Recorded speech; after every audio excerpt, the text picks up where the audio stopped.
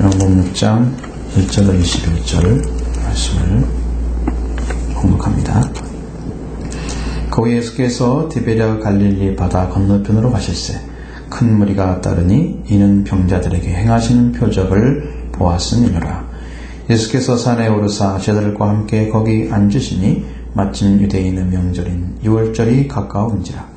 예수께서 눈을 들어 큰 무리가 자기에게로 오는 것을 보시고 빌립에게 이르시되 우리가 어디서 떡을 사서 이 사람들을 먹이게 하겠느냐 하시니 이렇게 말씀하시면 친히 어떻게 하실지를 아시고 빌립을 시험하고자 하심이라. 빌립이 답하여되 각 사람으로 조금씩 받게 할지라도 200데나리온의 떡이 부족하리다. 제자 중 하나 곧 시몬 베드로의 형제 안드레가 예수께 여짜오되 여기 한 아이가 있어 보리떡 5개와 물고기 2마리를 가지고 있나이다. 그러나 그것이 이 많은 사람에게 얼마나 되겠사옵나이까. 예수께서 이르시되 이 사람들로 앉게 하라 하시니 그곳에 잔디가 많은지라 사람들이 앉으니 수가 5,000명쯤 되더라. 예수께서 떡을 가시다 축사하신 후에 앉아 있는 자들에게 나누어 주시고 물고기도 그렇게 그들의 원대로 주시니라. 그들이 배부른 후에 예수께서 제자들에게 이르시되 남은 조각을 거두고 버리는 것이 없게 하라 하시므로 이에 거두니 보리떡 5개로 먹고 남은 조각이 12바구니에 찼더라. 그 사람들이 예수께서 행하신 이 표적을 보고 말하되 이는 참으로 세상에 오실 그 선지자라 하더라. 그러므로 예수께서 그들이 와서 자기를 억지로 붙들어 임금으로 삼으려는 줄 아시고 다시 혼자 산으로 떠나가시니라. 정류자들이 바다에 내려가서 배를 타고 바다를 건너 가버나움으로 가는데 이미 어두워졌고 예수는 아직 그들에게 오시지 아니하였더니 큰 바람이 불어 파도가 일어나더라. 제자들이 노를 저어 10여리쯤 가다가 예수께서 바다 위로 걸어 배에 가까이 오심을 보고 두려워하거늘 이르시되 내니 두려워하지 말라 하신대 이에 기뻐서 배로 영접하니 배는 곧 그들이 가려던 땅에 이르렀더라. 아멘.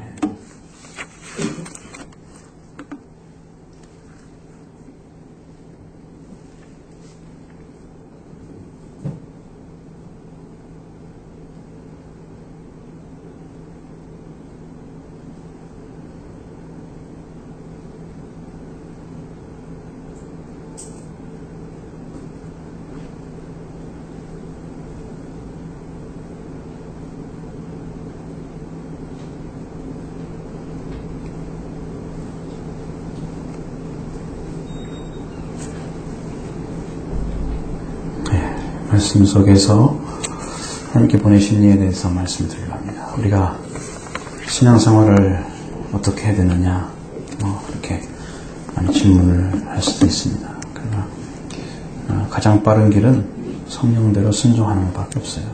왕도가 없다는 것이죠. 왕도라는 것은 왕이 지나가는 길은 굉장히 넓고 빠르게 만들어놨어요. 왕도가라는 말인데 그런 길은 없습니다. 여러분이 차츰차츰 가는 건데 신앙을 가지신 분들을 보면 말씀을 붙잡고 진실하게 살아가고자 하는 그 분들은 분명하게 하나님이 그 역사를 해주세요. 은혜를 주시고 사랑 가운데 성장해 가는 것을 보여줍니다. 차츰차츰 보여져야 그의 영이 그의 생각이 변화를 일으킵니다. 그래서 이렇게 인간의 말을 버리고 자기중심적인 그런 마음을 버린 그런 사람들, 하나님의 말씀을 중심으로 신앙을 시작하고 그 다음에 그 속에서 거룩한 욕구가 생기고 거룩한 말을 가진 그런 자녀가 돼요. 그럼 그의 성품과 그의 맺은 열매는 정말 아름답습니다. 그 아름다운 그분이 이제 가정을 세울 수가 있는 것이죠. 그런데 이렇게 하나님께서 하시는 가운데를 보면 그렇게 성장해가는 사람들은 하나님이 함께 하시는 걸 보게 돼요. 인도하심이 분명히 있어요. 하나님 보내신 이가 그 중심에 존재하기 때문에. 그래서 정말 아주 간절하게 소원하는 것은 여러분이 유월절을 영접하지 않고 유월절 지나서 예수 그리스도의 죽음과 부활을 가지지 않고는 결단코 신앙은 시작된 게 아닙니다. 시작된 게 아니에요. 이것을 가지고 가야 되는데 여러분이 그거 하려면 참 부단히 신경 많이 써야 되는데 그건 이제 기도하는 일, 말씀 보는 일 굉장히 수고스럽게 해야 돼요. 희생 없이는 결단코 신앙 성장이 없는 것이죠. 근데 그런 열정 조금 가지고 어떻게 좀 해보려고 하는데 안 됩니다. 제가 경험상 푹 빠지지 않고는 거기서 뭘 건질 것이 없어요. 조금 아는 거 가지고 아는 체 하지 마세요. 그것은 아는 것도 아니에요. 왜냐하면 완전히 들어가야 그걸 내 것을 만들 수 있어요. 일을 할 때 그렇게 해야 되는 것이죠. 이건 내일처럼 내가 이거 아니면 다른 길이 없어. 이렇게 하면 가능해요. 근데 그거 아니거나 그냥 열심히 믿는 것처럼 조금 열심히 가지고 교회 다니면서 또 다른 할 일을 하고 이렇게 조금씩 이것건 안 돼요. 양이 안 차요. 자기 영이 성장하지 않는다는 얘기예요. 그게 아닙니다. 여러분 숨을 쉴 때 숨을 제대로 쉬지 않겠어요? 조금 좀 쉬면 위험해요. 그 사람은. 그렇죠? 돌아가시기 직전의 사람들은 제가 보니까 숨 쉬는 것도 힘들더라고요. 사실은 숨을 못 쉬어서 죽더라고요. 숨을 쉬면 안 죽겠더라고요. 근데 숨을 못 쉬어. 그러니까 이제 숨을 쉬다가 점점 가빠지는데 그것은 이제 체력이 닿아가지고 힘이 다 빠지니까 그 다음부터는 숨이 빨라지다가 그 다음에 멈추는데 심호흡을 한두 번 하시고 멈추더라고요. 그 다음 숨을 안 쉬더라고요. 죽는 분들은 그래요. 여러분 깔끔 이렇게 조금씩 안 해요. 기도도 제대로 해야 하나님과 호흡이 되는 거지 호흡도 제대로 안 하고 말씀, 성경, 영양가 있는 말씀 우리 영을 살리고 세워지는 말씀도 제대로 보지 않고 어떻게 성장하겠어요? 아이들한테 밥 먹지 말고 숨 쉬지 말고 잘하라고 해보세요. 잘하는 거. 안 되죠? 응? 죽은 사람이 어떻게 성장할 수 있어요?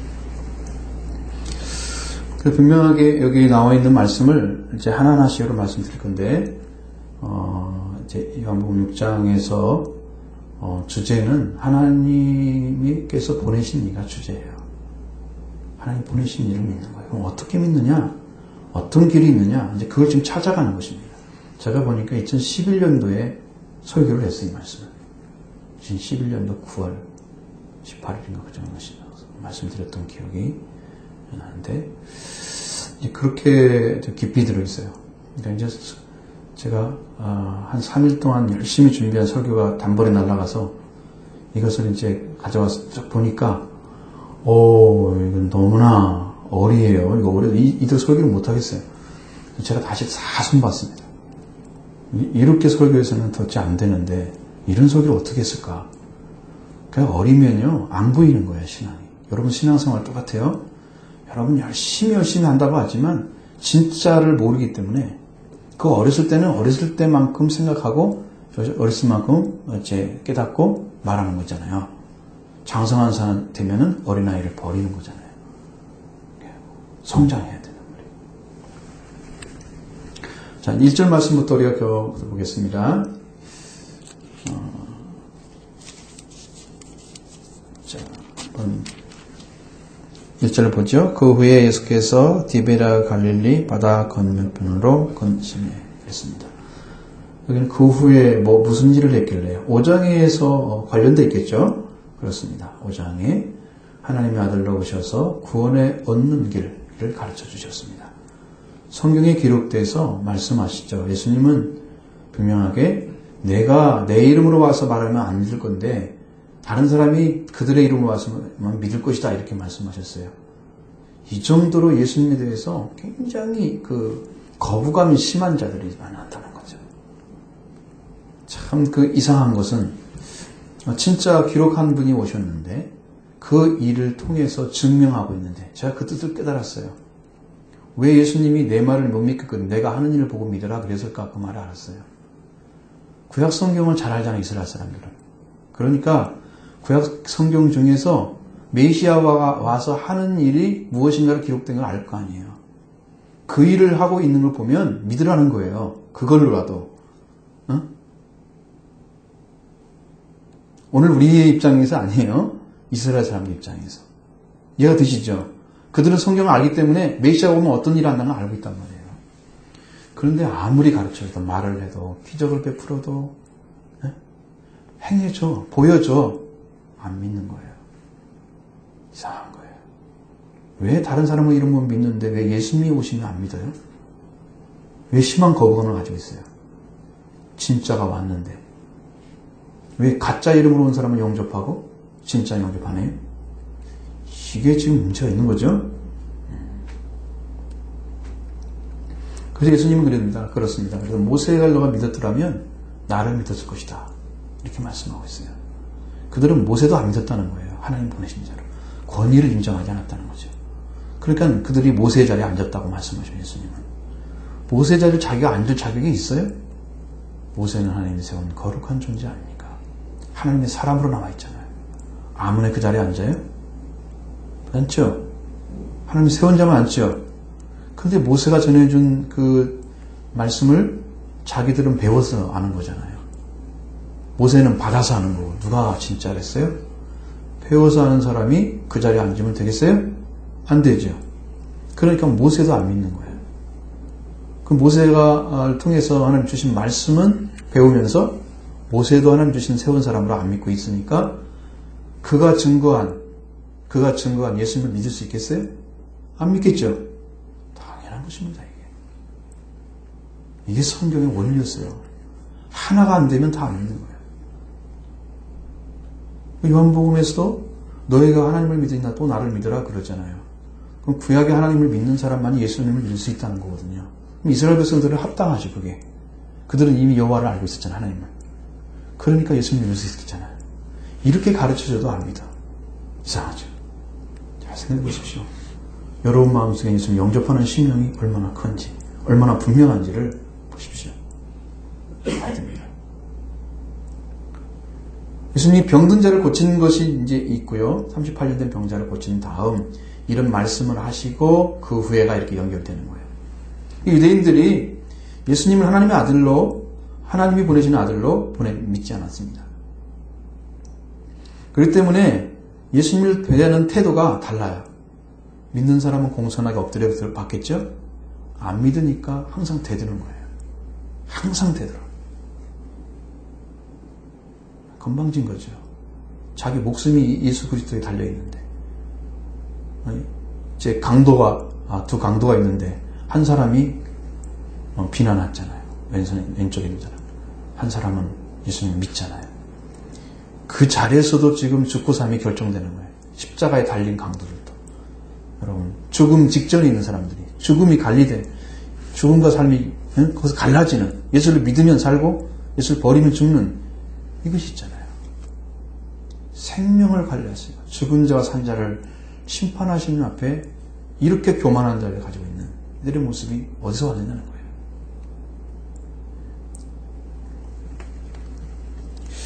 예수님께서 오시기 전에 구약 예언자들의 예언이 끝나고 400년 정도가 이제 신구약 중간 시대가 들어옵니다. 그럼 예언자가 없어요.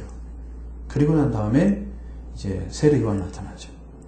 그럼 예수님이 오십니다. 생명의 빛을 직접 오셔서 생명의 역사를 펼쳐가고 있어요. 지금 그들을 구원하기 위해서 직접 오셨어요. 그런데 그들은 그 하나님의 구원을 가지고 오신 그 예수 그리스도를 구주로 영접하지 않았습니다. 어떤 문제가 있을까요?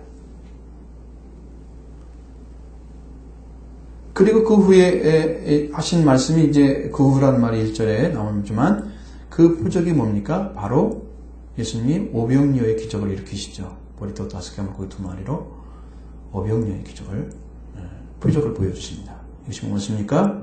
이 표적은 예수님께서 보여주신 표적인데 이것은 하나님이 보내신 아들임을 증명해 주는 표적입니다. 그거를 표적이라고 그러는데 표적은 세메온이라고 그렇게 말씀하고 있어요. 이 말은 굉장히 많이 나와요. 기사나 이적이란 말로 번역할 수도 있는데 세메온이라는 말은 대개 표적이란 말로 번역합니다. 이 말은 자주 말하는 자나 전하는 자의 권위를 표시하는 단어예요. 그러니까 말하는 자나 전하는 자의 권위가 표시되어 있어요. 그런 단어입니다. 보통 사람들과 다른 권위가 주어진, 권세를 가진 그런 기적을 베푸시고 있는 거예요. 마득마득해서 베푸는 게 아니고 넘치도록 가지고 있는 능력 가운데 일부 아주 작은 걸 보여주는 거예요.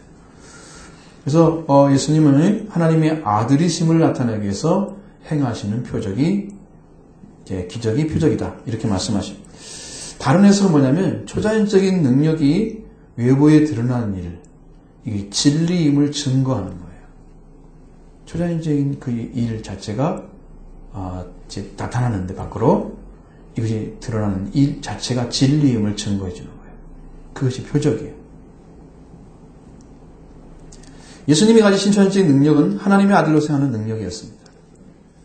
그럼 이것을 보고 무엇을 알아야 되겠습니까? 그들이 하나님의 아들임을 보여주는 기적을 능력으로 보여주는 것, 예수님이 하나님의 아들임을 아는 것, 또 예수님은 참으로 모든 사람에게 양식을 주시는 분이라는 것을 아는 그걸 보여준 표적이에요. 그게 능력으로 보여준 표적이에요. 이것을 염두에 두면서 여러분도 왜 유대인들이 예수님을 그렇게 믿지 않고 있는가를 오늘 여러분 밝게 알게 되길 바랍니다. 자, 2절 말씀 보시죠. 큰 무리가 따르니 이는 병자들에게 행하신 표적을 보였음일러라. 자, 큰 무리도 예수님을 따르고 있었습니다. 그것은 병자들에게 행하는 표적을 보았기 때문이라 그렇게 말하고 있습니다. 병자들에게. 그들은 그걸 다 표적으로 이해를 했죠. 그러면 예수님이 무엇을 한 것입니까? 이걸 통해서 병자를 고친 것은 예수님이 이사야 53장에 나와 있는 말씀을 이루신 거죠. 그걸 행하신 거죠. 우리가 예수님이 상처를 받고 해를 입고 채찍에 맞음으로 우리가 병을 고침받고 평화를 얻는 거예요. 예수님 때문에 우리가 멸망받아야 할 우리들이 이 은혜를 받게 된 것입니다. 예수님 은혜를 주셨어요. 대신하시고 우리한테 바꿔준 거예요. 은혜를. 그렇기 때문에 그것도 하나님의 아들임을 드러내는 표적이에요. 병고침도. 그렇죠? 성경에는 많이 기적 같은 형태로 나타나지만 요한복음에서만큼은 다 표적으로 나타나고 있습니다. 요한이 거기에 대한 바른 진리를 터득했던 것인 것을 알 수 있죠. 그렇습니다. 그리고 나서 예수님은 디베랴 바닷가 갈릴리 하다편으로 건너가셨다고 말씀하십니다. 이 티베랴 바닷가죠. 티베리아스입니다. 이것은 티베리아스라고 읽는데 갈릴리 서안의 한 도시 중 하나입니다. 요한복음 6장 23절 같은 경우 뭐 여기도 나오지만 그리고 이제 성경에서도 또 한 데 나오듯이 요한복음 21장 1절 이런 데 보면 디베리아라는 말을 자주 쓰고 있죠.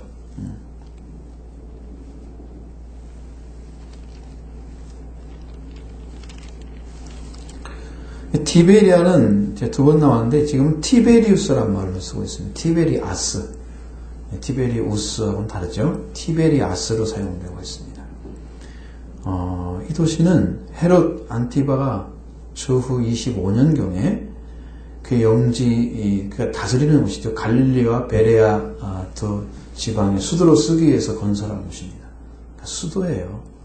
조그마한 나라의 수도예요. 갈릴리와 베레아 지방의 수도. 맞죠? 티베리아가.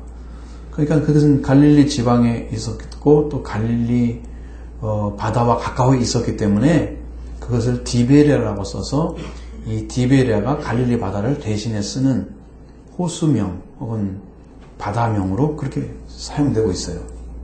좀 다르죠? 그래서 이제 디베리오스, 이 도시는 티베리오라고, 우리말로는 디베리오라는 말, 이제 황제가 나오는데, 이 티베리우스의 이름으로 따라서 부르게 된 그 도시입니다. 그곳에 예수님이 가셨다는 거예요. 이것은요, 지중해 면보다 212m가 낮아요. 그래서 산으로 둘러싸인 분지입니다. 그래서 기후가 아열대성 기후이기 때문에 습도가 아주 높고, 서쪽에는 시원 바람이 불어오고, 성읍주에는 유황온천의 그런 전기가 아주 영향을 많이 끼쳤다 그럽니다. 여기에서 이제 기적이 베푸시는 건데 예수님이 그곳으로 가시는 것입니다. 지금. 자, 많은 사람 따라다니죠. 예수님은 그들이 오는 것을 버리지 않고 쫓아버리지도 않았어요. 어떻게든 그들을 살리는 일을 하려고 하신 것입니다. 그 자비하신 모습이에요. 예수님이 그곳에 계셨던 것을 보고 무리가 따라왔다. 그들이 뭐 따라왔을까요? 그들이 요구하는 것은 표적인가요? 아닙니다. 기적을 보고 따라오는 거예요. 항상 기적을 보고 따라와요. 진짜 표적을 알았더라면 그를 하나님의 아들로 알았을 건데 그걸 몰랐습니다. 예수님이 병자를 고치는 표적을 보이신 건데 유대인들은 그걸 기적으로 보고 따라왔다고 할 수 있습니다. 자, 그 다음에 3절 4절 말씀 같이 봅니다. 예수께서 산에 오르사 저들과 함께 앉으시니 마침 유대인의 명절인 유월절이 가까웠는지라. 예수님께서 디베랴 건너편으로 가실 때 배를 타고 가셨죠. 큰 무리가 기적을 보고 따라왔다. 그리고 산에 오르시는데 저들과 함께 거기에 앉으셨을 그때가 언제냐? 유월절, 유대인의 명절인 유월절이 가까운 시점이었다. 이 말씀이 무엇과 관계됐겠습니까? 이것이 여러분 유월절 하면 뭐가 생각나요? 양이 생각나죠. 양고기 구워 먹으라 그랬잖아요. 하나는 무교절에 먹는 무교병이 생각납니다. 그렇죠? 유월절과 무교절은 연결되어 있어요. 일주일 동안 지키잖아요. 유월절 딱 다음 날부터 연결되어 있죠. 뭐 바꿀 수가 없어요. 양은 십자가에 못 박혀 흘리신 예수 그리스도를 상징하는 거예요. 빵은 예수 그리스도의 살을 상징하는 거예요. 유월절이 지금 뭐예요? 그 예수님이 지금 이걸 통해서 오병이의 기적을 일으키는 것은 예수님이 빵을 주시는, 떡을 주시는, 생명의 떡을 주시는 분인 것을 지금 표적으로 보여주고자 하는 것입니다. 그러나 이것을 아는 사람은 거의 없어요. 그러니까 예수님을 따라오는 목적이 떡을 먹으러 온다고 하는 것을 통해서 알 수 있죠. 자, 지금 예수님이 이 떡을 먹게 하시는, 유월절 떡을 먹게 하시는 그것을 보여주고 있는 거예요. 자, 그리고 이제 이 유월절이 무엇인가를 가르쳐 줍니다. 5절, 6절의 말씀 같이 봅니다. 예수께서 눈을 들어 큰 무리가 자기로 오는 것을 보시고 빌립에게 이르시되 우리가 어디서 떡을 사서 이 사람들을 먹이겠느냐 하시니 이렇게 말씀하시면 친히 어떻게 하실 줄을 아시고 빌립을 시험하고자 하십니다. 아멘. 예수님이 저들과 함께 앉았을 때 먼저 살펴본 건 뭐냐? 큰 무리에 자기 오는 걸 봤다는 것입니다. 큰 무리가 있으면 되는 거예요. 예수님이 필요한 것이 있겠죠. 그래서 오는 거예요. 여러분들도 그럴 것입니다. 하나님 말씀이 필요해서 오는 사람이 있을 것이고 지금처럼 떡이 필요해서 오는 사람이 있을 거예요. 그들이 오는 것이 즐거운 게 아니고 그들이 예수님을 통해서 보여주는 표적을 통해서 예수 그리스도가 하나님의 아들을 믿느냐 여기 초점이 맞춰져 있는 거예요. 그런데 예수님이 그 제자한테 뭐라고 합니까? 빌립에게 너희가 이 사람들이 많이 오는데 어떻게 해야 될까? 빌립한테 뭐랍니까? 우리가 어디서 떡을 사서 이라는 먹였느냐 이렇게 말하죠. 그렇습니다. 뭐 고의적일까요? 고의적입니다. 시험하고자 하시니 진짜 시험입니다. 이것은. 그럼 빌립이 나중에 어떻게 되기를 원하셨어요? 너도 나중에 떡을 주는 사람이 되라는 뜻이에요. 떡을 주는 사람이 되라는 거예요. 이 시험을 통해서 보여주는 것은. 어떻게 떡을 줄까요? 이 사람들이 찾아온 양식을 주기 위해서 예수님이 또 다른 기적을 안 일으킵니다. 오병이어 기적, 칠병이어 기적을 일으키시죠. 그러나 그 외에는 안 일으켜요. 계속 그것만 하고 있으면 그게 맞죠. 그럼 우리가 뭐 돈을 벌어가지고 빵을 많이 사서 주면 될까요? 아니면 밥상을 차려가지고 막 주는 걸까요? 빌립이 떡을 주는 것이 뭘까요? 그것은 예수님을 믿고 예수님 안에 주어진 생명의 양식을 받은 자만이 줄 수 있는 것입니다. 그러니까 빌립은 지금 그것을 모르고 있기 때문에 빌립한테 이 말을 하는 것은 뭘 요구했을까 예수님은? 빌립이 마음속에서 확신이 있었다면 예수님은 주실 수 있습니다라고 얘기할 수 있어야 돼요. 당신은 양식을 주시는 분 아닙니까? 라고 믿었어야 되는데 빌립은 그 말을 하지 못했습니다. 뭘로 계산해요? 인간의 눈으로만 계산하는 거예요. 하나님의 역사를 인간의 눈으로 계산하고 있는 거예요. 이 눈이 떠지기 위해서 예수님은 떡을 주시는 생명의 떡을 주시는 분인 것을 알려주기 위해서 그 눈이 뜨게 하기 위해서 지금 말씀하시는 건데 빌립은 그걸 이해하지를 못했다는 거죠. 알지 못했습니다. 그래서 이렇게 많은 사람에게 어떻게 사람을 먹을 수 있느냐고 빌립은 얘기하죠. 분명하게 예수님은 그를 훈련시키고 있었습니다. 시험하셨다는 건 훈련이에요. 나중에 예수 그리스도를 믿고 그 다음에 예수 그리스도 안에 들어와서 그 안에서 하나님 안에 있는 놀라운 축복의 말씀들을 다 전해서 생명을 살리는 역사를 행하시려고 그에게 지금 시험하고 계신 거예요. 너도 이후에는 떡을 줘야 할 사람이다 하는 거예요. 지금은 알지만 모르니까 예수님의 표적을 보여줘서 오병이어 기르게 일으키는 그 목적도 모르니까 지금은 어떨지 모르지만 그래 시험하시면 이걸 훈련시키는 거예요. 빌립을 향해서 인내하시고 예수님들을 훈련하고 계셨던 것이죠. 그럼 예수님은 어떻게 하시는 분인가를 알게 하시려 하는 것이죠. 자, 그런데 빌립은 대답은 우리가 뻔한 대답이 나왔습니다. 7절에 보면 보시죠.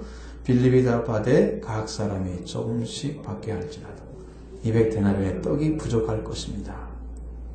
자, 자기가 다 줄 수 있는 것도 아니고요. 조금씩 나눠준다고 해도 각 사람에게 조금 나눠준다고 해도 200데나리온 떡으로 부족할 것입니다. 이렇게 얘기하는 거예요. 떡을 지금 어떻게 할 생각하고 있어요? 사다 줄 생각하고 있어요. 그 떡이 어디 준비되어 있어요? 지금 가서? 떡 주세요. 그럼 바로 줘요? 사람들은 다 배고파 주고 갔다 오면서 쪄가지고 가져오는 게 시간 더 걸리겠죠? 뭐 저녁이나 먹어야겠죠. 점심 주려고 하는데 못 줍니다. 쓸 수 없는 일이죠. 이 데나리온은 원래는 라틴어는 데나리우스입니다. 이건 10이라는 뜻이에요. 10. 데니에서 온 거예요. 데니. 그러면은 이제 아스라는 청동화가 있습니다. 청동화의 10배가 되는 돈이 데니예요. 데나리우스. 그래서 이게 이제 헬라어로 와서 데나리온 이렇게 된 것입니다. 로마 제국의 화폐였어요. 중량이 3.88g 정도 되는 것입니다. 당시에는 가장 널리 유통된 그런 돈이었습니다. 은화였어요. 그리스에는 이 똑같은 돈, 거의 중량이 같은 돈이 드라크마가 있는데 드라크마보다 훨씬 많이 쓰였어요. 데나리우스가. 이제 이때 이 사람들이 이것이 어떤 때 많이 썼냐면 이제 주로 유대인들이 카이사르는 가이사죠. 티베리우스 황제에게 세금을 바칠 때 다 은화로 바쳤습니다. 이 돈으로. 그렇기 때문에 제일 많이 유통된 것입니다. 그럼 이 돈은 얼마만큼 되냐면 농원에서 자유노동자가 하루에 1일의 노임이에요. 그 노마 병졸들이 하루 일하면 이 하나를 줬습니다. 데나리온 하나를. 그 정도로. 그러니까 이건 작은 돈은 아니에요. 하루 일하면 작은 돈 아니죠. 여러분 뭐 진짜 기술자 이렇게 되는 사람들은 하루 얼마씩 받나 일당이? 10만 원 이상 받죠. 크게 목수들을 하는 사람들은 20만 원 넘는 사람, 25만 원 넘는 사람도 있고 17만 원짜리도 있고 그래요. 종류가 다 달라요. 하루 노동자들이에요. 농원에서 사는 것들은 좀 더 쌀 거예요. 그거보다. 그죠? 왜냐하면 기술이 많이 필요한 게 아니기 때문에. 자, 그 돈을 가지고 그렇게 하는 거예요. 빌립에게서는 빗나간 것입니다. 빌립은 그런 큰 액수의 빵을 줄 수 없다. 있는 방법은 없다고 하는 것이죠. 인간적 계산입니다. 이렇게 계산해서 줄 수 있겠습니까? 빵을 못 줍니다. 빌립에게서는 하나님께서 예수님을 통해서 예수님을 따라온 사람들에게 무엇을 주고 하는지 그것을 몰랐기 때문에 이렇게 계산한 것입니다. 하나님께서 보내신 이의 능력을 몰랐어요. 어리고 연약한 빌립을 세우기 위해서 예수님 많은 인내가 필요했습니다. 이제 베드로의 동생 안드레가 예수님께 나왔습니다. 뭐라고 할까요? 8절로 10절을 같이 보겠습니다. 제자 중 하나 곧 시몬 베드로의 형제 안드레가 예수께 여쭤보되 여기 한 아이가 있어 보리떡 5개와 물고기 2마리를 가지고 있나이다. 그러나 그것이 이 많은 사람에게 얼마나 되겠사옵나이까. 예수께서 이르시되 이 사람들로 앉게 하라 하시니 그곳에 잔디가 많은지라 사람들이 앉으니 수가 5,000명쯤 되더라. 아멘. 자, 오병이어 기적을 말씀하시죠? 한 아이가 식사하려고 가져왔다 그랬어요. 그러니까 실병이어는 어른이 먹는 정도 돼요. 빵이 2개가 더 있는 거죠. 오병이어는 어린이가 먹는 양이에요. 빵이 크지 않을 것입니다. 크지 않을 거예요. 어린이가 하루 식사하려고 가져온 거니까 정말 또 더도 아니고 더도 아닌 딱 그 정도예요. 그게 얼마나 되겠어요? 그러다 보면 저렇게 5,000명, 남자만 5,000명 앉아있는데 어떻게 되겠어요? 최소한 주로 남자만 숫자를 셌는데 여기는 안 나오지만 마태복음서 이런 데 보면 남자만 5,000명쯤 됐다고 써 있어요. 그러면 거기에 누가 더 많다고 했어요? 여자들, 아이들이 더 오겠죠? 합치면 15,000명은 훨씬 넘을 것입니다. 그렇죠? 이 많은 사람들이 줘야 돼요. 어린이 식사 한 그릇 갖고 어떻게 줘요? 이게 돼요? 안 되죠? 우리도 그렇게 계산할 것입니다. 우리도. 안 된다고. 그거 얼마나 되겠습니까? 안 되려 똑같죠? 그 계산할 것입니다. 근데 그것에 잔디가 많다고 그랬어요. 사람을 앉게 하라 그러잖아요. 예수님은 그걸 보시자마자 일을 시작하신 거예요. 앉게 하라 그랬어요. 먹을 준비하는 거예요. 떡을 먹을 준비. 근데 그건 잔디가 많았다고 그랬습니다. 사람들이 이제 좀 이따 기록되는데, 자, 그러면 예수님이 뭘 어떻게 하시냐? 그걸 가지고 11절 13절 말씀 보십니다. 예수께서 떡을 가져 축사하신 후에 앉은 자들에게 나눠주시고 물고기도 그렇게 그들의 원대로 주십니다. 그들이 배부른 후에 예수께서 그들에게 이르시되 남은 조각을 거두고 버리는 것이 없게 하라 하므로 이에 그들이 보리떡 5개로 먹고 남은 조각이 12바구니에 찼더라. 아멘. 자, 예수님이 한 아이가 식사를 가져온 것을 받으시고 그 손으로 앉게 하고, 근데 그건 잔디였다 그랬죠. 여러분, 잔디는 앉기 좋죠? 그렇습니다. 칠병리의 기적은요, 앉게 하라 그런데 땅에 앉았어요. 말씀을 받고 잔디에 신앙생활하는 사람이 있어요. 잔디에 앉아가지고 자기 생활을 즐기려고 하는 사람들. 교회는 열심히야, 참 열정적이야, 뜨겁게 하는데 또 자기 즐기는 것도 아주 잘해. 교인들 중에 그런 사람 많다고 그래요. 제가 많이 들어보니까 사람을 즐기는 것도 너무너무 빡짝하고 교회 와서 충성 잘하고 투도 잘하면 좋잖아. 그렇게 생각하죠? 여러분, 땅에 앉는 것은요, 고난을 상징하는 것입니다. 예수 믿고 고난 많은 사람들이 하늘의 영광이 커요. 이 땅에서 즐겁게 재밌게 잘 살면서 예수 믿고 잘 됐다. 하늘의 영광 작아요. 여러분, 분명히 아셔야 돼요. 말씀 듣고 바르게 살아가는 것이 고난을 가져오는 거예요. 그리스도를 따르게 되면 고난이 오게 되어 있습니다. 잘 되는 것만 있는 것은 기독교가 아니에요. 십자가가 매 필요 없어요. 예수님이 십자가 돌아가지 않으셔야지. 다른 사람에서 희생하는 게 없잖아요. 자기만이 살아가는 거죠. 그런 기독교는 없어요. 성경에는. 사람들이 만들어낸 기독교예요. 이게 잔디에 앉는 게 중요한 게 아니에요. 중요한 게 아닙니다. 이건 보여주는 거예요. 신앙 생활하는 사람 중에 잔디에 앉아서 먹어요. 그럼 여러분, 신앙생활을 하면서 여러분 평안한 삶을 살기 원하시죠? 그 추구하셨다면 여러분 오늘부터 바꾸셔야 돼요. 고난이 와도 핍박이 와도 주님을 살겠습니다. 왜? 기독교가 고난의 종교예요. 고난을 통해서 우리한테 온 것입니다. 지금까지. 우리가 이 복음 받기 위해서 피 흘린 사람이 얼마나 많은데요. 이 복음을 지키기 위해서 생명 바친 사람들이. 우리는 그냥 거기 앉아서 구원받으면 돼요? 포도원에 들어가라니까 딴 데서 일하지면 안 되죠. 네, 말씀드리지만 전혀 다른 복음입니다. 예수님이 그걸 받으시고 축사를 하십니다. 자, 그리고 빵을 나눠주는 거죠. 제자한테 12명이니까 12개를 줬겠죠. 5개밖에 없는데 어떻게 12개를 줘요? 또 주고 또 줬는데 계속 주어지는 거예요. 계속 주는 거예요. 됐죠? 그럼 제자들이 가지고 갔어요, 그것을.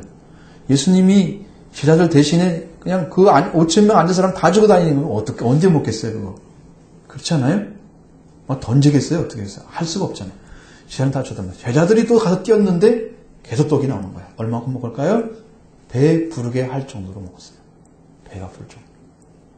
물고기 2마리 가지고 또 주는데 계속 물고기로. 사람들이 충분히 먹었습니다. 이 빵을 주시고 이렇게 물고기를 주시는 그것은 예수님이 하나님의 말씀을 가진 분인 것을 보여주는 것입니다. 그렇다면 오늘 예수님은 만약에 그게 아니라고 한다면 오늘 우리에게 명령했을 것입니다. 너희도 이 기적을 베풀어라. 내가 오는 날까지 베풀어라. 그렇게 말씀하셨어야 돼요. 그렇죠? 그러면 지금도 해야 하잖아요. 몇천 명 와도 그냥 걱정하지 마. 밥 걱정하지 마. 이것만 있으면 다 줄 수 있어. 축사하시고 계속 나눠줄 거 아니에요. 그런 일을 하시는 분이 아니세요. 땅이 왜 필요해요? 농사가 왜 필요하고? 하나님이 만드신 법칙을 완전히 깨트리는 일은 안 하세요. 그게 기적이 아니에요. 하나님의 축복은 거기에 있는 것이 아닙니다. 사람들은 그걸 떡으로만 생각합니다. 그러나 예수님은 그렇지 않았어요. 우리 마태복음 4장 4절에 보면은 그래서 예수께서 말씀하십니다. 사람이 떡으로만 살 것이 아니고 하나님의 입에서 나오는 모든 말씀으로 살 것이라 이렇게 말씀하고 계십니다. 광야에서 성령이 이끌려서 마귀의 시험을 받으시는 거죠. 하나님의 아들이면 이 돌돌 떡덩이 되게 하라. 육신의 양식을 먹어 기적을 일으켜라. 그래서 해결하라는 거예요. 예수님을 육신의 사람으로 만들겠다는 거예요. 마귀의 계획은. 그러면 영적인 일이 끝날 테니까 구원은 이미 끝난 것이 인류가 구하는 것은. 육적인 사람이 되게 했다는 거예요. 그걸 예수님 같은 하나님의 아들의 능력을 육적인 것으로 바꿔서 사용하도록 만들겠다는 거예요. 그게 시험이에요. 그게 시험입니다. 그래서 돌들로 떡덩이가 되게 하라. 얘기한 것입니다. 네가 하나님의 아들이면 하나님의 아들도 아니면 하지 말고 그러니까 여기 함정이 있죠. 하나님의 아들이면 그거 해야 되는 것이 맞는 것처럼 들릴 수도 있잖아요. 귀에. 마땅한 일처럼. 그렇게 들렸다면 예수님 하나님의 아들이 이미 있지 않은 것입니다. 선악과를 따먹는 여자와 그 아담이 왜 따먹었어요? 그가 하나님의 말씀을 믿지 않는 자리에 있었기 때문에 뱀의 말을 조금도 대답하지 못했어요. 그리고 그가 시키는 대로 따라가서 먹는 거예요. 자기가 지킬 능력, 말씀의 능력을 확실하게 믿었으면 이걸 따면 죽는다는 말씀을 분명히 전했어야 돼요. 안전합니다. 말하자야죠. 못하죠. 따라갑니다. 예수님은 하나님의 아들이기 때문에 사람이 떡으로만 살 것이 아니고 하나님의 입에서 나오는 말씀으로 살 것이라. 모든 말씀 살 것이라고 말씀하십니다. 떡의 중심이 아니라는 걸 가르쳐줍니다. 그 배고픈 상황에서 40일 동안 굶어서 굶주렸기 때문에 말도 못한 허기가 있었을 것입니다. 육신으로 보면. 그죠? 근데 그거 안 합니다. 여러분, 그런 자리에서 그렇게 할 수 있는 분이 진짜 하나님 아들 아니에요? 지금 배고파 죽게 생긴 직전이라는 말이에요. 40일 여러분 하루라도 굶어보셨나요? 금식을 얼마나 해보셨어요? 금식 말고 밥을 못 먹어서 억지로 굶은 거 말고 주님을 위해서 하나님을 위해서 진짜 금식한 건 말이에요. 금식 못하면 쉽게 못 견디죠. 40일 굶으면 거의 어떤 사람들은 생생한 사람도 있더라고요. 근데 거의 힘들어요. 굉장히 지금 배고픈 상태거든요. 그 상황이면 어떤 것도 주면 먹을 수 있는 정도 됐어요. 사탄은 그때 아주 알맞은 시간에 와서 아주 적절한 것을 좀 권하고 있는 거예요. 이것은 세상으로 보면 가장 적절한 거예요. 지금 배고프니까 빵을 만들어 먹는 게 참 적절한 거죠. 세상이 맞다고 해서 하나님 말씀이 맞는 게 아닙니다. 세상이 이치에 맞다고 해서 성경이 그렇게 되어 있다고 생각하면 안 돼요. 하나님은 그 이상 걸 가지고 계십니다. 그러니까 진리는 항상 우리가 이해할 정도에 있는, 손에 닿을 정도에 있는 것은 진리가 아니에요. 그건 사실이죠. 모두 다 알 수 있는 것. 하나님 말씀은 그 이상이 있습니다. 빵으로만 살기 위해서 육신의 사람을 중심으로만 하게 하면 마귀의 시험은 예수님을 이기게 하는 거고 마귀는 승리를 했을 것이고 예수님은 지셔서 오늘 우리를 구원할 수가 없네요. 우리가 예수를 전할 수 없는 그 일이 벌어졌습니다. 예수님은 말씀을 가지고 던져서 승리하셨습니다. 그럼 예수님께서 지금 보리빵 5개, 물고기 2마리를 가지고 5,000명에게 나눠주시는 그것은 빵으로 사는 것을 알려주시는 것이 그런 써주신 기적이 아닙니다. 그건 예수님께서 하나님의 말씀으로 산다는 것을 그 메시지를 주기 위해서 일으키는 표적입니다. 그래서 표적으로 보여주는 거예요. 사람들이 표적을 보아서 회개하고 돌아와요. 하나의 기적을 체험한 것을 생각하고 그 기적을 통해서 예수님을 따르는 그 무지한 행동을 하고 있습니다. 그것이 뭐 큰 신앙인 것처럼 그렇습니다. 마태복음 15장 34절에 보면 700리의 기적을 일으켜 4,000명을 먹이는 그곳에 나타나죠. 그것에는 땅에 앉게 하신 모습이 나타나고 여기에서는 잔디에 앉게 했습니다. 고난의 삶이 우리에게 필요합니다. 예수님의 말씀을 믿고 여러분이 오는 터날 끝까지 승리하는 그 믿음으로 나가는 여러분 되기 바랍니다. 보리빵 5개로 배불리 먹고 남은 조각이 12광줄이 남았다 그럽니다. 오늘 이 빵은 누구에게 주고 있을까요? 지금 누가 먹고 있습니까? 저는 오늘 여러분들이 먹고 있다고 봐요.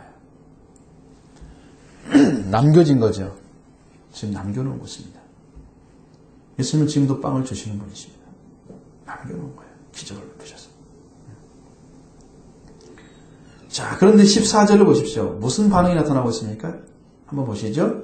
그 사람들이 예수께서 행하신 이 표적을 보고 말하되 이는 참으로 세상에 오실 그 선지자라 하더라. 자, 예수님의 표적을 보고 난 다음에 사람들이 뭘 봤을까요? 세상에 오실 그 선지자라고 확신하고 있었다는 거예요. 이 세상에 오실 선지자는 누굽니까? 신명기 18장 15절에 뭐라고 나와 있어요? 모세가 한 말을 모세는 이렇게 말씀했습니다. 내 하나님 여호와께서 너희 가운데 네 형제 중에서 너를 위하여 나와 같은 선지자 하나를 일으키시리니 너희는 그의 말을 들을지니라. 자, 나와 같은 선지자 하나를 일으킨대요. 이 말씀이 지금 누구라고요? 지금 예수님이라고요. 누가? 예수님이 그렇게 말씀하신 게 아니고 표적을 본 사람들이 그렇게 얘기하고 있다는 겁니다.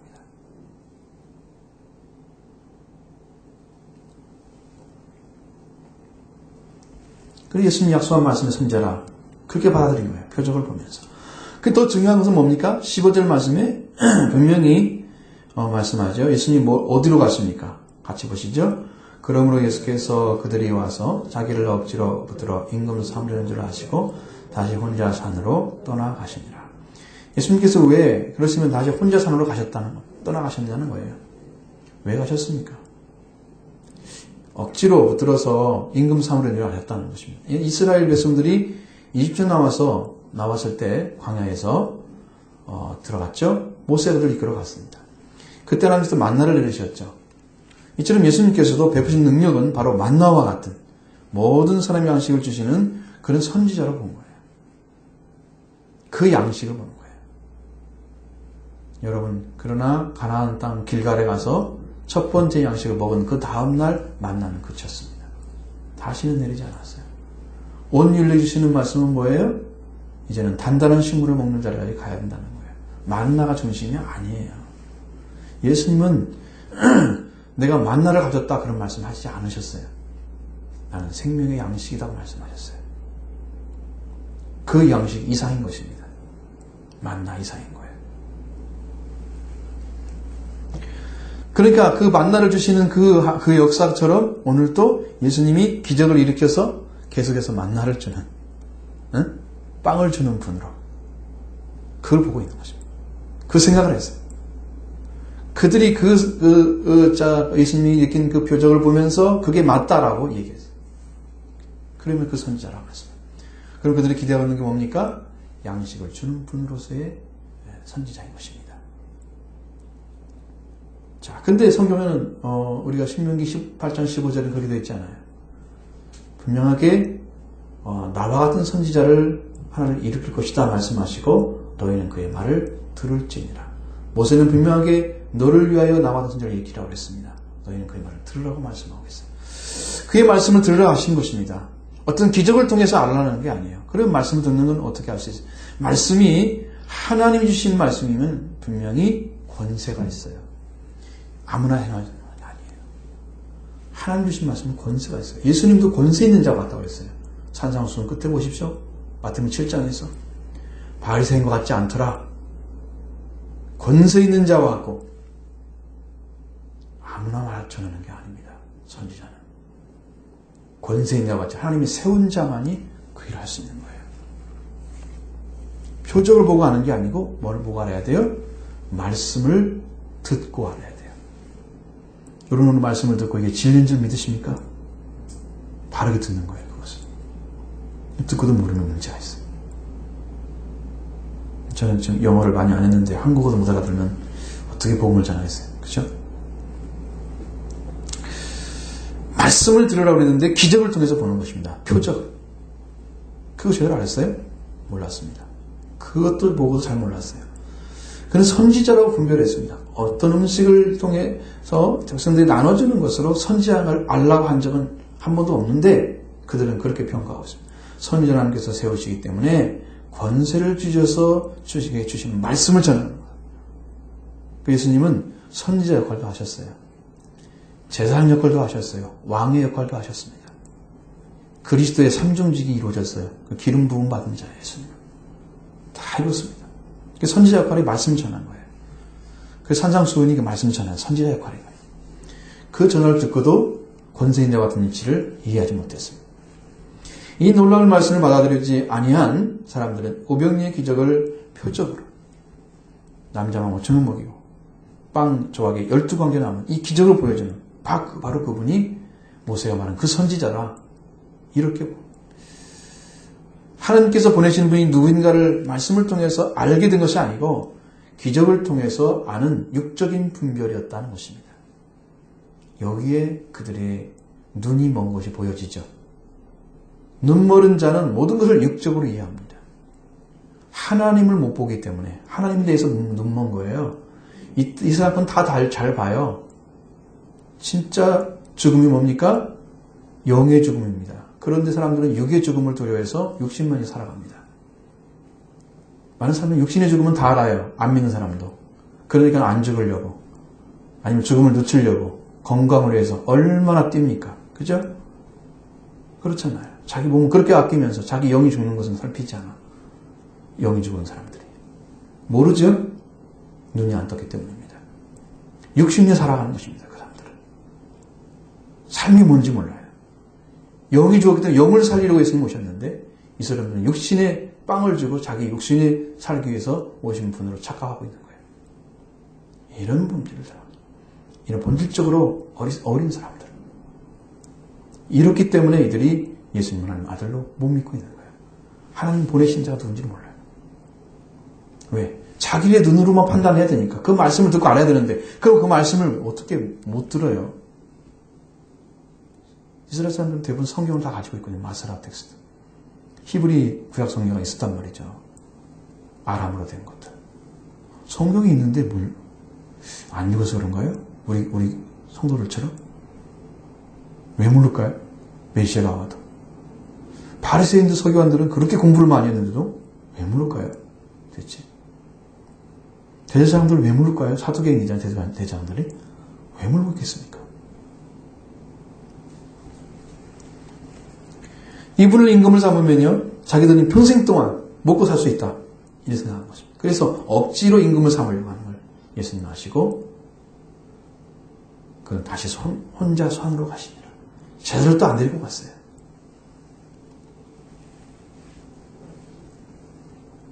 그 선지자를 바르게 알지 못했던 유대인들은 예수님은 500년 기적으로 많은 사람을 먹이게 하는 것을 보고 알았다는 것이죠. 그 선지자라면 하나님의 권세로 세우신 분, 그 말씀을 들어야 됩니다. 그러나 그 말씀은 듣지 않고 기적은 보고 있는 것입니다. 이게 이상한 것입니다. 기적은 보고 말씀은 안 듣고. 말씀을 듣고 자기 그분이다 알아야 되는데 말씀은 안 들려오니까 모르겠고 보이는 것은 기적은 보이잖아요. 떡을 떼어주니까 자기가 직접 제자가 떼어준 걸 받았을 거 아니에요. 먹었을 거 아니에요. 봤죠? 그것을 믿는 거예요. 얼마나 육적인 것입니까? 정말 알 수 없는 거예요. 여러분 신앙은 어떻습니까? 여러분 지금 전해지는 말씀이 여러분을 살린다고 생각하십니까? 이 진리가 여러분의 영혼을 살리고 생명을 살리는 역사로 그렇게 다가서야 됩니다. 말씀이 여러분 속에 들어가야 돼요. 여러분을 살려내야 돼요. 그게 주님 주신 말씀의 능력이고 권세예요. 이걸 영접하길 바랍니다. 받으셔야 돼요. 모세는 분명히 그의 말을 들을지니라고 말씀하셨습니다. 말씀을 듣고 알아야 돼요. 다른 게 아니에요. 그 선지를 알려면 말씀을 들어야 돼요. 그러면 어떻게 알아요? 그분이 하나님의 권세로 세워짐을 알게 됩니다. 아, 하나님 보냈구나. 인식하죠? 받아들입니다. 이렇게 은혜 받으시기 바랍니다. 16절로 21절에 보면 예수께서 배를 타고 바다를 건너고 있던 제자들을 배에 오르시는 그런 장면이 나오고 있죠.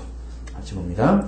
저물매 제자들이 바다에 내려가서 배를 타고 바다를 건너 가버나움으로 가는데 이미 어두웠고 예수는 아직 그들에게 오시지 아니하였더니 큰 바람이 불어 파도가 일어나더라.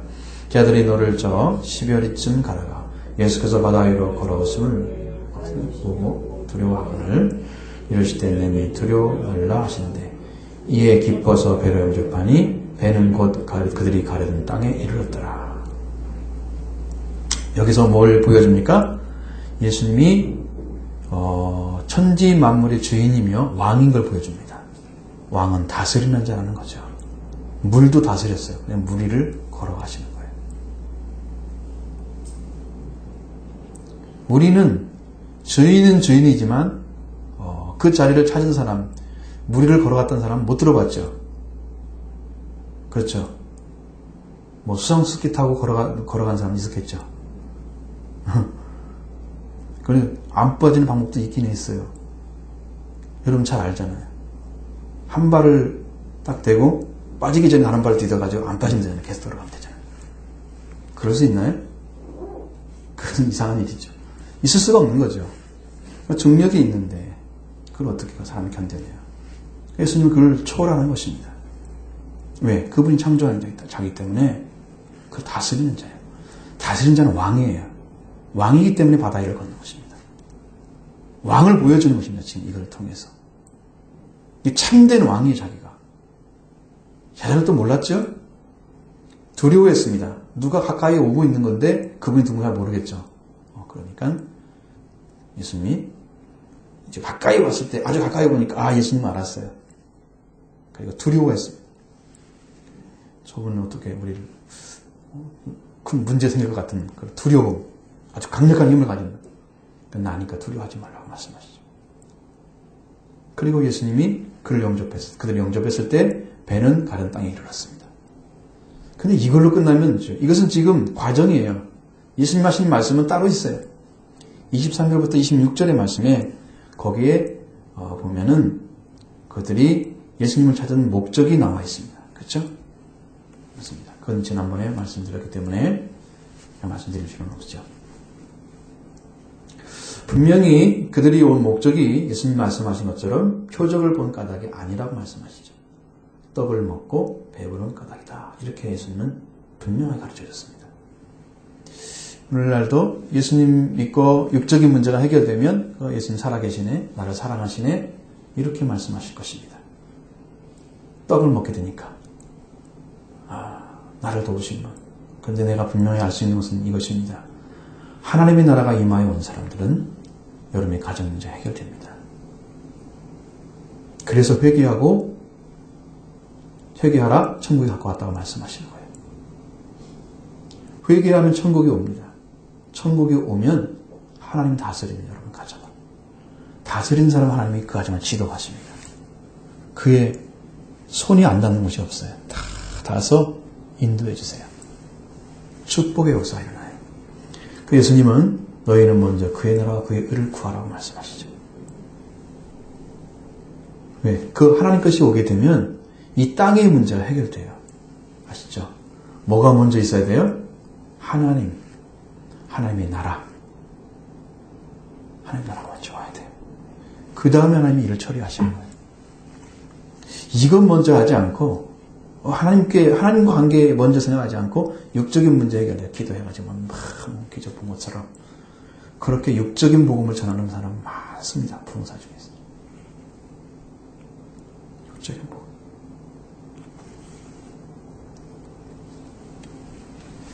그들이 이 표적을 보고 알았더라면 예수님을 하나님의 아들, 하나님 보내신 자로 영접했을 것이 분명합니다.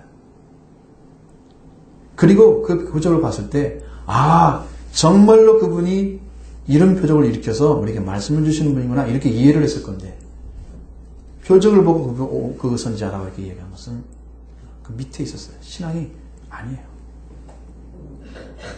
그 말씀이 없는 사람들은 말씀으로 분별하지 않습니다. 기적을 보고 분별하려고 합니다. 말씀이 없기 때문에. 그래서 말씀대로 믿지 않는 사람들은 영적인 혼돈 세계를 가지고 있습니다. 무엇을 보고 무엇을 믿고 해야 되는지를 몰라요. 그 사람들의 신앙세계는 빨리 끌어올려야 되겠죠. 다 들어와야 됩니다. 말씀대로 믿는 가장 기초적인 훈련부터 들어가야 돼요. 성경은 성경대로 믿는 훈련. 가장 큰 축복은요, 성경은 성경대로 알아지고 믿는 거예요. 여러분, 그러면 하나님이 모든 것도 다 채워줄 것입니다. 여러분이 그대로 믿고 있으면 그 안에서 하나님이 행하고자 하는 것들이 너무나 큰 것이 많기 때문에 하나님은 못할 것이 없는데 우리가 그렇게 안 믿고 그렇게 안 살기 때문에 하나님이 일을 못하시고 계시잖아요. 우리가 믿음 없는 것도 잘못입니다. 영적으로 보면 우리 잘못입니다. 믿음 없는 게 나는 안 믿으니까 믿음이 없는 거잖아요. 그럼 믿음 없는 게 꼭 자랑 것처럼 생각해요. 나는 믿음이 없어서 그래요. 뭐 자랑할 거예요? 누가 믿지 못하게 했어요? 여러분, 믿음 없는 것도 잘못입니다. 이 땅에 오셔서 예수님 그리스도 분명히 말씀하지만 예수 그리스도를 믿는 자는 심판을 받지 아니한 것이라고 말씀하시고 예수 그리스도를 믿지 않는 자는 심판을 받는다고 말씀하셨어요. 재판을 해서 판결을 내린다는 거예요. 예수님이 심판을 받으신, 예수님이 십자가의 심판 다 받으셔서 그 은혜를 입은 사람들은 그 심판이 예수님 안에 다 끝나버렸기 때문에 심판을 안 받아도 돼요. 그러나 예수님이 담당하지 않았어요, 죄를. 그러니까 그 사람은 죄인인 것은 분명하죠. 심판 받으러 가야 돼요. 이렇게 달라요, 믿지 않고 믿는 거. 여러분, 그렇게 다른데 그냥 적당히 믿을 거예요? 믿지 않아도 돼요? 나는 믿음 없어도 돼요? 생명이 달려있는데 믿지 않는 것과 믿는 것이 엄연한 차이가 있잖아요. 결과가. 그래서 말씀을 의지하지 않는 사람들은 보여지는 것에 많이 의지하게 돼 있어요. 교회도 그런 교회를 선택합니다. 영적인 교회는 쓰는 게 상관없고 사람들이 많이 모이거나 좀 깨끗한 교회나 뭐 시스템이 좋은 교회나 그게 지금 현대인들이 다 그걸 쫓아가고 다 있잖아요. 교회를 옮기면 다 큰 교회로 가더라고 대부분들이. 그렇죠? 왜? 육적인 걸 보기 때문입니다. 다 거기에 머물러 있어요. 육적인 크리스찬들을 엄청나게 많이 생산하는 거예요. 우리나라는. 실제로. 그래서 교회가 작은 교회도 잘 자라고 큰 교회도 잘 자라고 이렇게 아름답게 안 만들어져요. 이제는 작은 교회는 없어지고 큰 교회만 슈퍼를 다 없애버리고 마트가 생긴 거와 똑같은 거예요. 그런 짓 하면 안 되죠. 장사꾼 되는 거예요. 예수님이 복음을 전해지는 그곳이 진짜 부흥돼야죠. 그것이 커져야 맞지 않겠습니까? 우리들이 바른 복음을 듣고 있으면 여러분들이 일을 해서 우리 교회가 커져야 되는 게 맞잖아요. 그렇잖아요. 진짜 복음을 전하는 데는 약하고 그냥 대중적으로 그냥 재밌게 이렇게 하는데 왜 분별을 못합니까? 그것을. 마지막 때가 되면요. 예수님 말씀하시는 것은 마태복음 24장 23절 4절에서 사람들이 말합니다.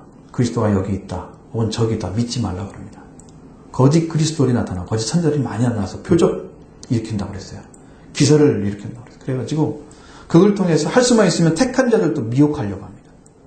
그러니까 그게 표적이다. 기사다. 뭐가 일어났다. 그러면 그것으로 인해서 사람들이 혹하죠. 넘어가죠. 유혹합니다.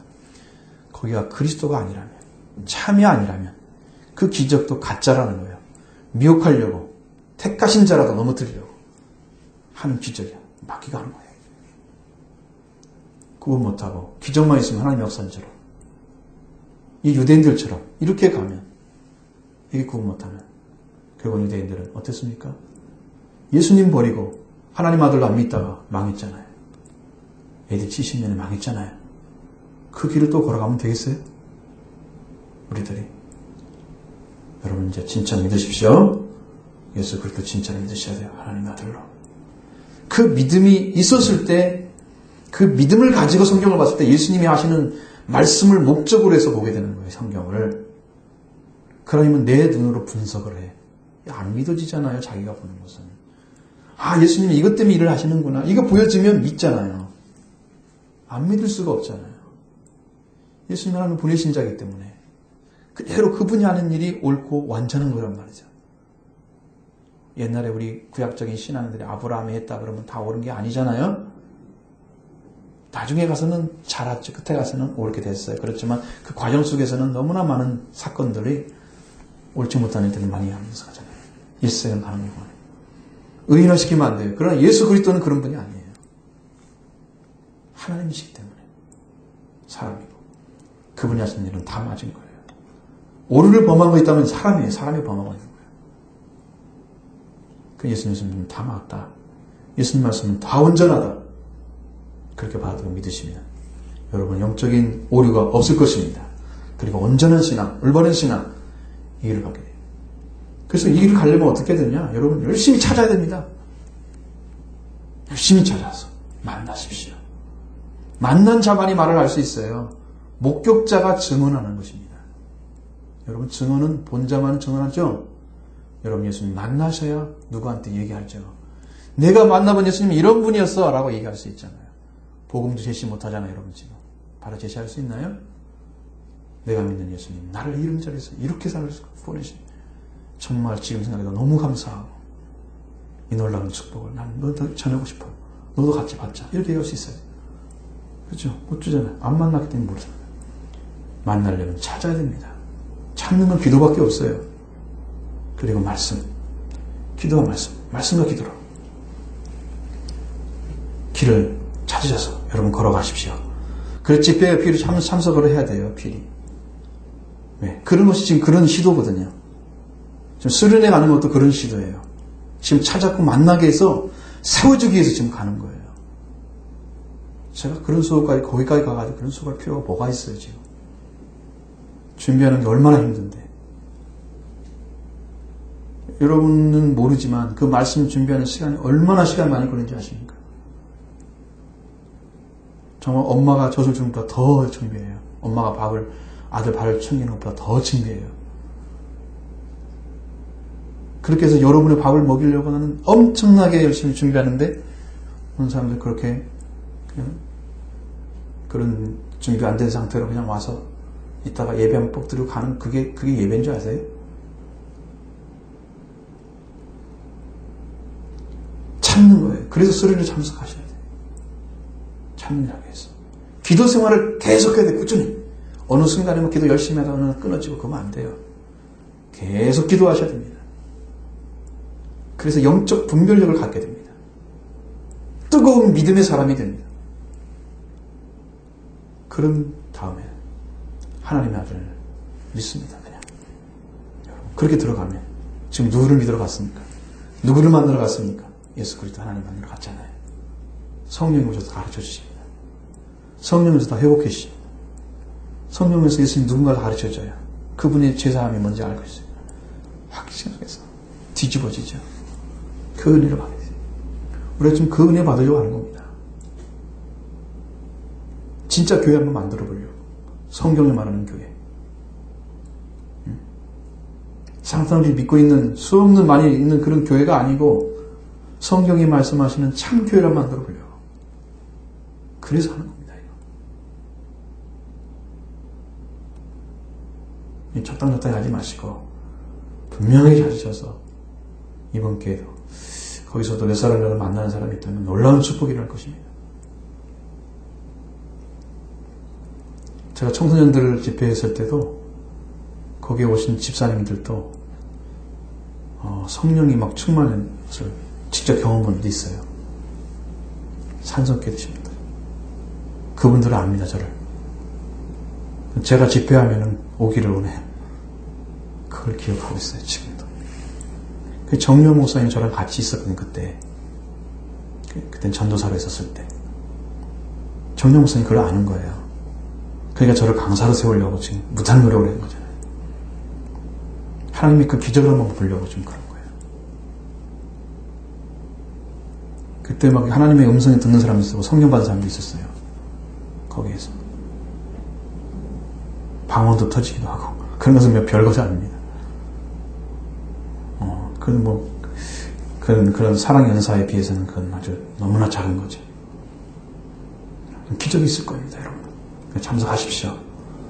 권해서 참석해야 돼요. 오히려 그런 것은 한번 가보자. 이게 정말 뭐가 있다. 하나님의 말씀 있고 능력이 있다. 이번 주에는 내가 열심히 좀 기도하려고 해요. 더 이제 충성스럽게 기도해서 영적인 완비를 좀 시켜놓으려고 충만하게 단에 서기만 해도 하나님 역사하도록 그렇게 할 것입니다. 서기만 해도 하나님 일하십니다. 제가 말씀 안 전해도 하나님 일하세요. 충만하고 와 계시면 아시죠? 그냥 일어나요. 기자는. 그게 어려운 거 아닙니다. 여러분이 열심히 찾아주시면 제가 힘이 나서 열심히 하죠. 그래서 이제 거기도 기대를 많이 하고 있습니다. 그래도 좋은 역사 하나님께서 거기 이루셔서 여러분도 같이 기도하시면 기도하신 분은 은혜를 받을 것입니다. 거기서 준비가 되어 있기 때문에 아무 관심 없는 사람들은 구경꾼 하다가 올지도 몰라요. 그거 안 좋죠? 구경꾼 되지 마십시오.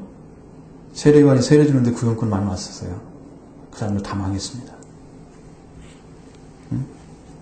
구경꾼 되면 안 되고 여러분들 참여하는 자 되기 바랍니다.